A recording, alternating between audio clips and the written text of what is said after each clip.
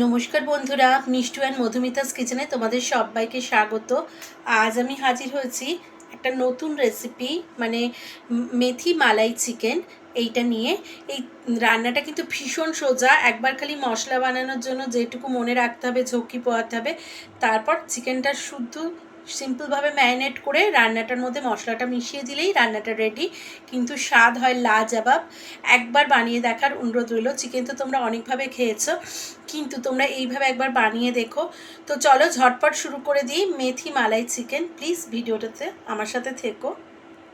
আমি প্রথমে একটা মশলা বানিয়ে নেবো। এর জন্য বেশ কিছুটা কারি পাতা দিয়েছি, অনেকটা তেল দিয়েছি, সর্ষের তেল দিয়েছি, আর 1 টেবিল স্পুন মতো 2 টেবিল স্পুন দিয়েছি জিরে দিয়েছি। এবার স্টার অ্যানিস দিচ্ছি, 2টো জয়িত্রী দিচ্ছি, 1 টেবিল স্পুন গোলমরিচ দিচ্ছি, 12 থেকে 14টা লবঙ্গ দিলাম, 3টে এরকম বড় বড় স্টিফোলা দিচ্ছি, দারচিনি দিলাম, আচ্ছা 6 থেকে 8টা ছোটো এলাচ, আর স্টোন ফ্লাওয়ার দিচ্ছি ঠিক এরকম এতটা পরিমাণে।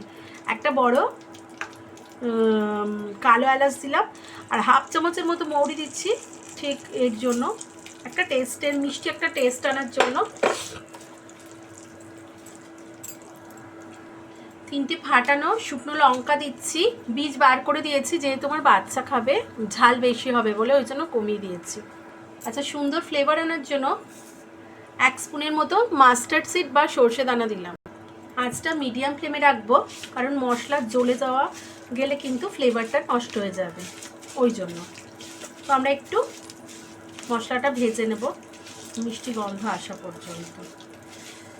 তোমরা হয়তো ভাবছো এত মশলা কেন দিচ্ছি, কিন্তু আর কিছু বাইরে দিতে হবে না, এটা বানিয়ে নিলে একদম মানে সব রকম মশলা দিয়ে, ওই জন্য এটা একটা অন্য ফ্লেভার আনবে রান্নাটায়। আচ্ছা, আমি বেশ খানিকটা আদা দিয়েছি, দেখতেই পাচ্ছ, আর 8 থেকে 10টার মতো কাঁচা লঙ্কা ফাটিয়ে দিয়ে দিলাম। এগুলো আমি একটু নেড়ে নেব। এবার আমি 20 কোয়ার মতো রসুন দিচ্ছি, দিয়ে একটু নেড়ে নেব। আর আঁচটা কিন্তু মিডিয়াম থেকে লোয়ের দিকেই থাকবে, মিডিয়ামই রাখবে, লো করার দরকার নেই, তাহলে আবার হবে না। এবার 8খানার মতো পেঁয়াজ দিয়ে দিচ্ছি। পেঁয়াজগুলো আমি রাফলি চপ করেছি। আমার সব পেঁয়াজগুলো কিন্তু বড় ছিল না, 4টে পেঁয়াজ বড় সাইজ ছিল, মানে বড় বলতে মিডিয়াম, আর 4টে ছোট ছিল, ওই জন্য আমি 8খানা দিয়েছি। এবার মশলাটা যাতে তাড়াতাড়ি সতে হয়ে যায় বা নরম হয়ে যায়, পরিমাণ মতো নুন দিয়ে দেব, এতগুলো কাজু দিয়ে দেব। আচ্ছা, রঙের জন্য আমি এরকম লঙ্কা অ্যাভেলেবেল, এটাকে কুচিয়ে দিয়ে দেবো। তো লঙ্কাগুলো কুচি করা হয়ে গেছে, দিয়ে দেব। এইবার এরকম ডুমো করে কাটা টমেটো 3খানা দিয়ে দেব। এইরকম সাইজের টমেটো আছে, আর এর থেকে একটু বড় টমেটো আছে। দিয়ে খুব ভালো করে মশলাটা, একটু টমেটোগুলো হালকা করে ভেজে নেব নেড়ে। এইবার পরিমাণ মতো উষ্ণ জল দিয়ে দেব, দিয়ে হাই করে ফ্লেমটা ঢাকা দিয়ে দেব বয়েলের জন্য। বন্ধুরা, বেশ কিছুক্ষণ বাদে ফিরে এলাম। দেখো 10 মিনিটে কিন্তু জলটা শুকায়নি। এবার জলটা শুকিয়ে যেতে আমি এটা এবার ঠান্ডা করে নেবো একটা পাত্রে ঢেলে, তারপর বেটে নেব জিনিসটা মিক্সার গ্রাইন্ডারে। আমি মশলাটাকে ঠান্ডা করে বেটে নিয়েছি, নিয়ে একটা জায়গায় রেখে দিয়েছি। এইবার আমি এইখানে মাংসটা ম্যারিনেট করে রেখেছি, কিছু না, শুধু আমি 4 টেবিল স্পুন মতো দই দিয়েছি, আর অল্প নুন দিয়েছি, পরিমাণ মতো নুন দিয়েছি, দিয়ে এটা ম্যারিনেট করে রেখে দিয়েছিলাম অন্তত 2 ঘন্টা। হ্যাঁ, দিয়ে এবার আমি এটাকে রান্না শুরু করব। কড়াই বসিয়ে দিয়েছি, কড়াইতে আমি 1 টেবিল স্পুন মতো ঘি, ঘরের ঘি দিয়েছি বানানো। এবার এতে 2 মুঠো মতো মেথি শাক আমি কুচিয়ে দিয়ে দিয়েছি। এই মেথি শাকটা আমি এই ঘিয়ের মধ্যে খুব ভালোভাবে ভেজে নেব। আমি মেথি শাকে অল্প পরিমাণ মতো নুন দিয়ে দিলাম। অনেকটাই ভাজা হয়ে গেছে, আর একটু ভেজে নেব। আচ্ছা, আমি আর একটা কথা বলে রাখি, আমি কিন্তু মেথি শাকের শুধু পাতাগুলো নিয়েছি, কোনো ডাঁটি নিইনি। এরকম হিসেবেই 2 মুঠো নিয়েছিলাম। আর একটু জলটা মরে শুকনো হয়ে যাবে, মিষ্টি একটা গন্ধ ছেড়ে গেছে হলে আমি তুলে নেব, নিয়ে পরবর্তী স্টেপে যাব। এবার মেথি শাকের পুরো ভাজা হয়ে গেছে, জল শুকিয়ে গেছে, মিষ্টি গন্ধ ছেড়েছে, আমি তুলে নিচ্ছি।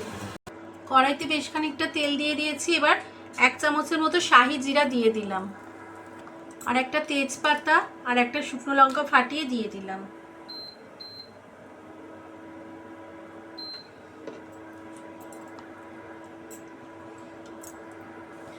ফোড়ন থেকে মিষ্টি গন্ধ এলে আমি চিকেনগুলো একটা করে ছেড়ে দেব।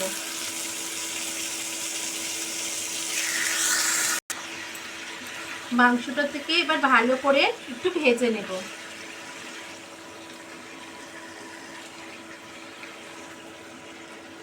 আমরা যখন মশলাটা বানিয়েছি তখন কিন্তু মশলাটার জন্য পরিমাণ মতো নুন দেওয়া আছে। এবার চিকেনে আমি অল্প নুন দিয়েছিলাম, আর দই পরিমাণ মতো যতটা লাগবে দই আমি দিয়েছিলাম, আর একটু তেল দিয়ে ম্যারিনেশন করে রেখেছিলাম। শুধু সিম্পল ম্যারিনেশন, কিছুই না, এই নুনটা যাতে ভিতরে ঢোকে, অল্প নুন। তাই এখন আমরা একটু পরিমাণ মতো নুন দিয়ে দেব। 1 কিলো চিকেন আছে, তো তখন আমি অল্প নুন দিয়েছিলাম। এখন গ্রেভির জন্য বা এর জন্য এখন একটু অল্প আর একটু নুন দিয়ে দিলাম। খেয়াল রাখবে কতটা নুন দিয়েছে, একবারেও দিতে পারো প্রথমের দিকে। টেস্টের ব্যালেন্সের জন্য অল্প চিনি দিয়ে দিলাম।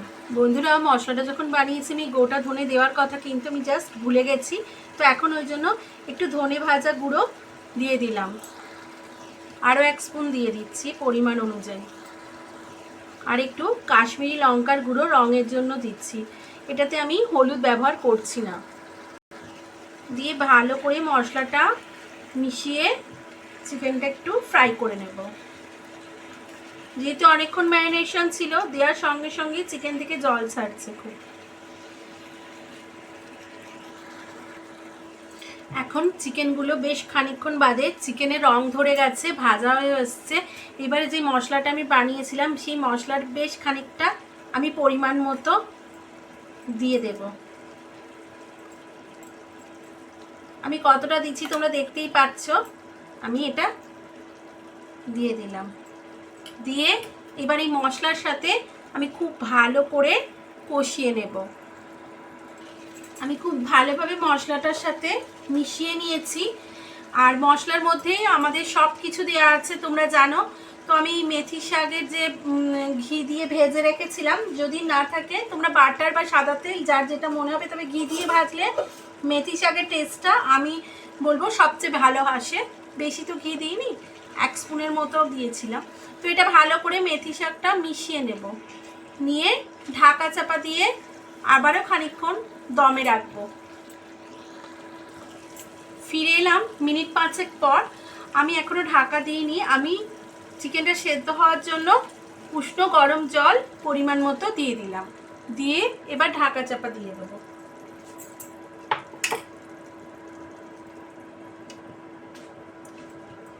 মিনিট 10 দমে রান্না করব। তো বন্ধুরা, ফিরে এলাম আমি 15 মিনিট পর।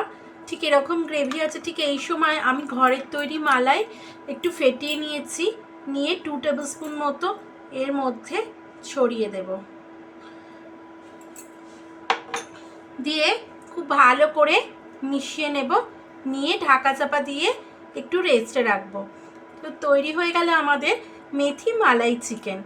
কেমন লাগলো বন্ধুরা? খুব সোজা রান্না, অথচ স্বাদে কিন্তু অসাধারণ, অন্য রকম। তোমরা তো মেথি অন্যভাবে খেয়েছো, একবার চিকেনও অনেক রকমভাবে খেয়েছো, এইভাবে বানিয়ে দেখো, দারুণ লাগবে।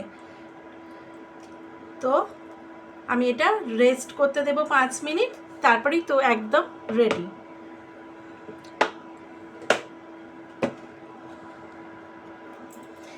ফিরে এলাম 5 মিনিট পর।